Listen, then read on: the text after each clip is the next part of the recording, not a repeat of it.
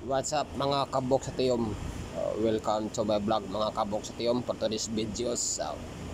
Sakay dahil tani og karabaw mga kabok sa tiyom na dahil taron og panabo no diri sa Agria Farm.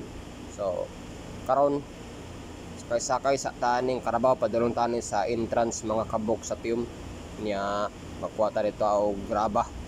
Kaya nga itong trabaho ron diri sa Agria Farm, natay masahon diri ang simento para sa mating mga kabuktiyom. So mo ni padulong mi ani og entrance kay kuhaw na mo tong graba, karga na mo aning kaangga mga kabuktiyom.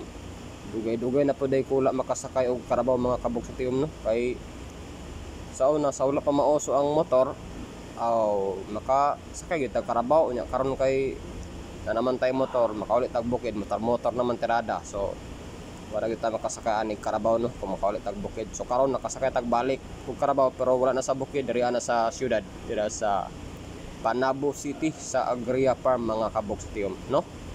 So okay kayo. Oh hi. So padulong man ni sa entrance kay magkuha